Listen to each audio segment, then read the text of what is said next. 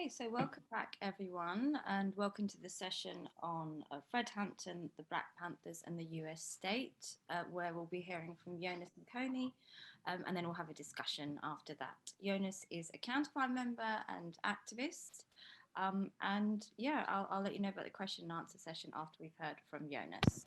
Over to you. Thanks, Alia, and thank you all very much for coming to listen to me today.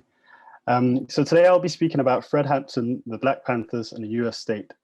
And I think this is a particularly relevant example today because the Black Panthers, although they came very sort of firmly from this civil rights and Black power movement, they were still at the same time equally committed to the unity of all the oppressed and liberation of all the oppressed and the transformation of the system as a whole.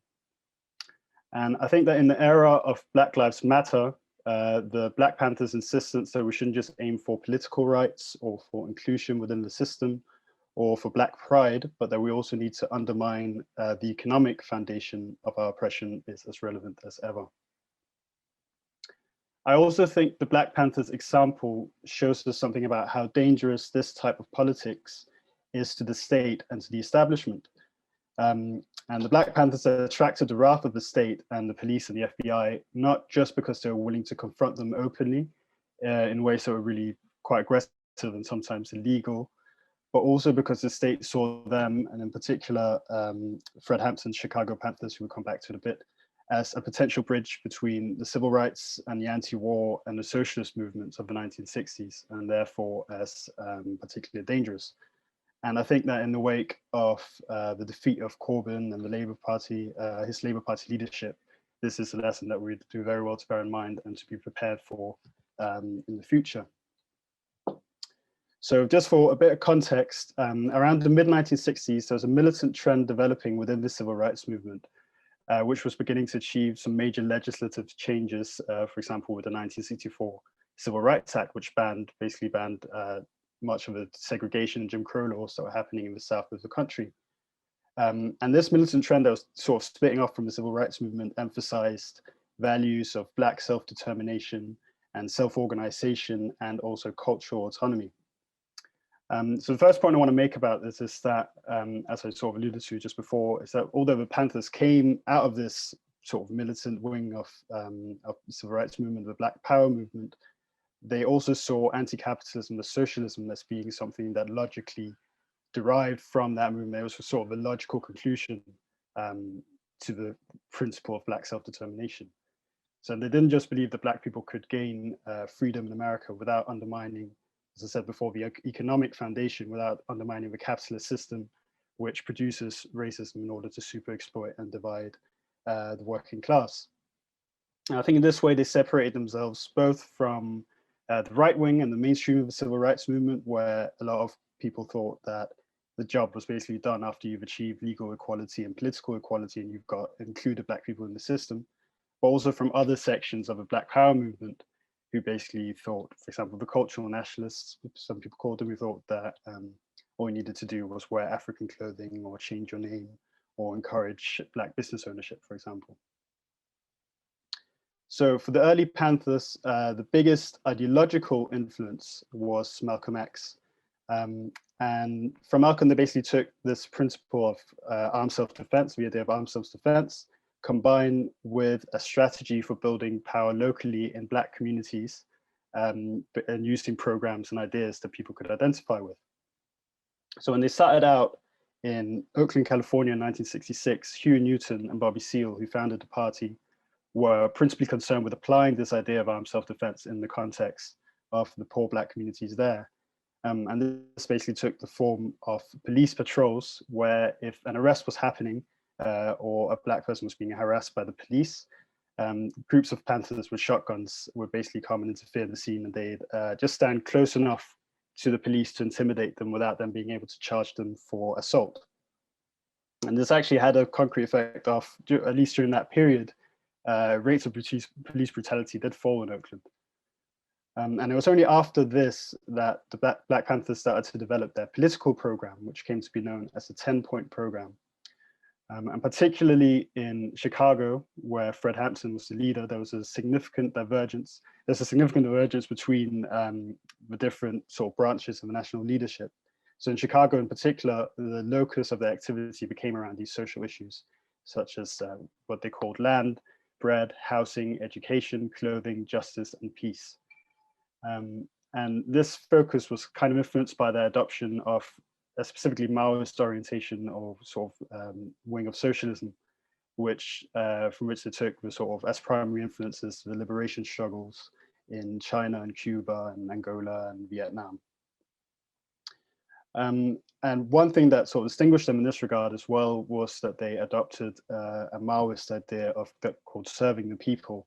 And they put this in practice through what they called community survival programs, which the most famous one was the Free Breakfast for Children program, which they claimed would feed sort of 10,000 children a day throughout the US. But they also did free legal advice, free medical centers. Fred Hampton established a medical center in Chicago to test for sickle cell anemia, for example. And they didn't just see this as being a sort of charitable and nice thing to do, but also sort of having an effect of political education, of particularly of exposing the failures of the state in providing for people, which they called it heightening the contradictions, but also as a way of kind of teaching a type of socialism in action, where you could show the lines along which a future socialist society might run.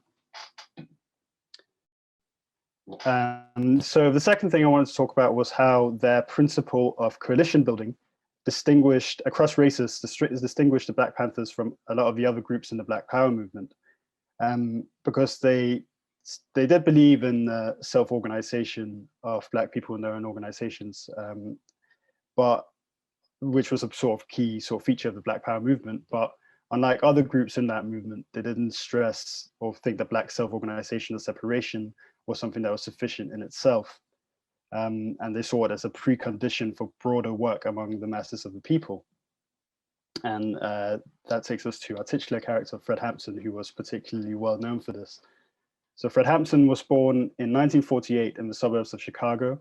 And like many of the Black Panther leaders, his family had migrated from the deep South to escape the racism there, only to be confronted with what was basically de facto segregation in the North. And in Chicago in particular, Black people were confined to very, very poor ghettos or slums, and with much inferior housing and education and employment, and were basically kept out by force from white neighborhoods where, you know, if you moved into a white neighborhood as a Black person, you get into trouble.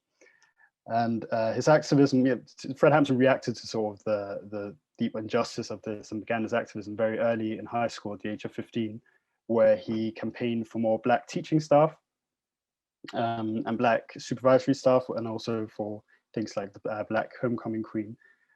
And he very quickly became known for his natural leadership qualities and his personal charisma and his extremely impressive oratorical skills. And before joining the newly established Illinois Black Panthers in 1968, he worked for a while in organizing the youth wing of the NAACP in Chicago, where he campaigned on issues like civil rights and employment and housing. And already at the age of 20 years old in 1968, he became the chairman of the Illinois Black Panthers. And this showed also another interesting divergence of the Fred Hampton's Chicago Panthers from the national leadership. Because while the Panthers were often talking about the revolutionary potential of the lumpen proletariat, what they called boys in the block, which are basically gangsters and petty criminals and hustlers and things like that. And the national leadership also consisted mostly of this group of people. But the Chicago Panthers rank and file mostly came from the activist base of the civil rights movement, the more mainstream civil rights movement, which were mostly high school and university students. And they've been at the forefront of that struggle in Chicago. And basically the contribution of the Black Panthers was to make them redirect their energies into organizing the poor in the south and west sides of the city. But Fred Hampton was also particularly keen on building coalitions across racial groups. that could incorporate a wider section of the working classes in Chicago. And he was very keen to communicate this conception of class solidarity that the Panthers had, which separated them from much of the Black Power movement at the time. And in the speech, he said, we don't think you fight fire with fire best, we think you fight fire with water best. We're not going to fight racism with racism, but we're going to fight it with solidarity. And we're not going to fight capitalism with Black capitalism, we're going to fight it with socialism. So in attempting to do that, he first of all tried to reach out to the boys in the block, the lumpen proletariat, by organizing various Black and Puerto Rican gangs in Chicago. But he also organized with other political and activist organizations, particularly two groups called the Young Lords and the Young Patriots, who actually used to be gangs, but have very recently, during the sort of turbulence of the times, turned into political organizations. And the Young Patriots were mostly composed of young immigrants from the South and from Appalachia, who lived in also a very impoverished area of Uptown in Chicago. The Young Lords were also a former gang, which under the leadership of a guy called Jose Checha Jimenez had transformed itself into a political organization. And basically together, all these groups formed what became known as the Rainbow Coalition. And it was primarily under the leadership of the Illinois Black Panther Party. And basically once all these groups got involved with the Black Panthers, they began to adopt a lot of different aspects of their model, including the survival programs and the political education classes. So I think it was this strategy of basically affirming the collective power of exploited people and then developing it through political education, combined with their will to build coalitions across racial groups, and combined with their willingness to also openly confront the state, that made the Black Panthers in their community so effective, but also so dangerous to the establishment. And beginning in 1969, the Panthers began to be targeted by the FBI's secret and illegal counterintelligence program, also called COINTELPRO, which basically have been active throughout the 1960s in trying to contain the civil rights movements and the anti-war movements. For example, in 1964, they tried to blackmail Martin Luther King into committing suicide by threatening to expose his infidelities to his wife. But they also infiltrated wider sections of the women's movement and the anti-war movement and other movements of the New Left. But this was taken then a step further with the Black Panthers, where now the FBI was systematically trying to neutralize Black Panther leaders by, first of all, for example, arresting them on trumped up charges or by sentencing them to years in prison for tiny petty crimes, and also sometimes by resorting to political assassination. And J. Edgar Hoover, who was the director of the FBI at the time, even declared the Panthers to be, without question, the greatest threat to the internal security of the United States. So in March 1969, Fred Hampton went to trial for supposedly stealing $71 worth of ice cream from an ice cream man a year earlier, which he obviously denied. And he was sentenced to 2 to 5 years in prison for that crime, but was lucky enough to be temporarily released on bail.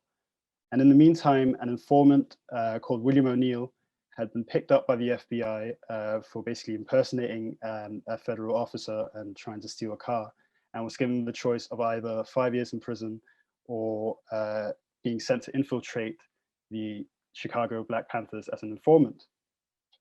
And at this time, J. Edgar Hoover had already begun a systematic campaign to undermine the Black Panthers' Breakfast for Children program, and also to sow rifts between them and white radicals, for example, by drawing fake cartoons purportedly from the Black Panthers newspaper showing Panthers massacring white children. And with Fred Hampton back on the streets at this time and basically becoming more and more confrontational with the state and his rhetoric, the Bureau decided to basically take it up a notch. And they got William O'Neill, the informant, to supply them with details about the layout of Fred's flat. And on the night of December 3rd, he slipped a barbiturate into Fred's drink at communal dinner. And then later that evening, the police basically raided the flat and killed Fred Hampton at the age of 21 years old, and basically shot and wounded a lot of other people at the flat. So what was it that made the Black Panthers seem so dangerous to the FBI and to the state? I think there was two primary reasons. Firstly, the way in which the Panthers were willing to openly confront them, as I said before. And the Panthers basically saw themselves as being at war with the state, and they gave no legitimacy at all to the police or to the government or to the politicians in Washington. And their rhetoric was it was quite violent and aggressive at times. For example, when Fred Hampton famously said, kill a few pigs and get a little satisfaction, kill some more, get some more satisfaction, kill them all and get complete satisfaction. And obviously, I think this could be interpreted maybe in an abstract way of being a call to end the function of policing in society or something in that vein, but the police and the FBI obviously took it quite literally. But I think there was also a more fundamental reason that the Black Panthers terrified the establishment so much. I think we have to remember this time that it was a period of very immense social turbulence. And the Black Panthers definitely believed, and probably some sections of the state also believed, that a revolution could be just around the corner. And J. Edgar Hoover had actually at the time directed his agents to prevent the rise of a messiah who could unify and electrify the militant Black nationalist movement. And this phrase was what gave rise to the title of Judas and the Black Messiah, which is the new film about Fred Hampton and the Black Panthers. I very much recommend that you check it out because it's very good. But obviously, as long as the Black Power movement was limiting itself to talking about Black business ownership and Black pride, the state was quite happy to accommodate it. In a 1968 speech, in trying to diffuse the demands of the movement, Richard Nixon had declared that what most of the militants are asking for is not separation, but to be included, not as supplicants, but as owners, as entrepreneurs, to have a share of the wealth and the piece of the action. And from Black ownership flows all the rest: Black pride, Black jobs, Black opportunity, and yes, Black power. But with the Black Panthers, I think something very different from that was happening. And the Black Panthers have basically been very successful in organizing large parts of Black communities around the social issues that were impacting them the most. But we're also joining up those issues with the civil rights struggle, for example, and the anti-war movement and the socialist movement.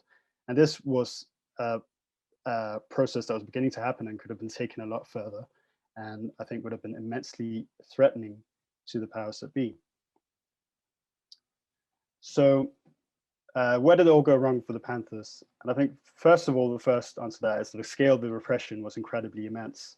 And the FBI had led a massive campaign, not just to kill the leaders, but also to create rifts between them and white people, for example, with those newspapers that I mentioned earlier.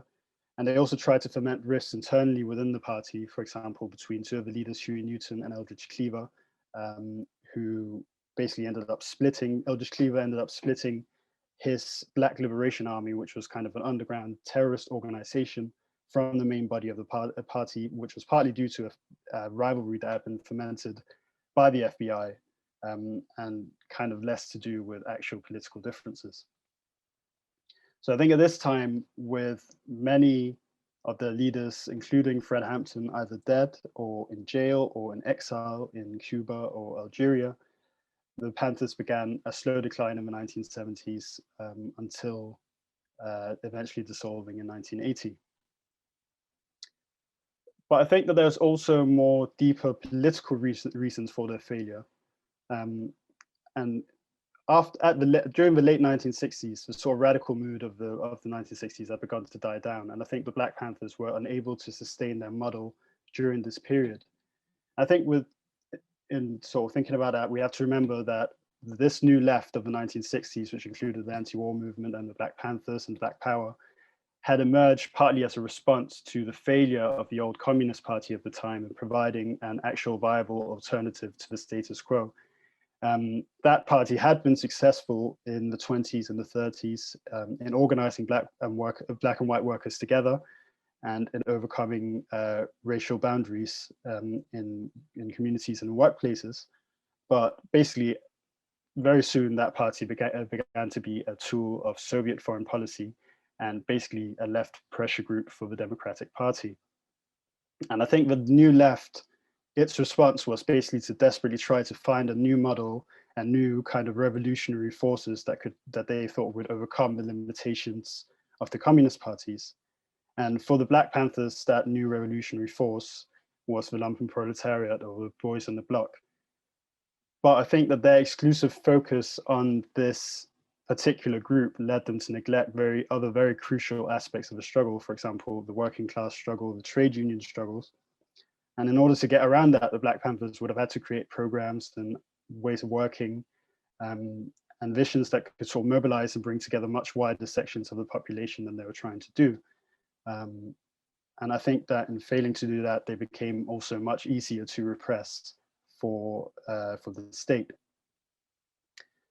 So I don't think this was entirely the fault of the Black Panthers themselves, but was also obviously a product of the political context in which they were living, including the racism in the trade unions that was very prevalent at the time, and the failure of the Communist Party.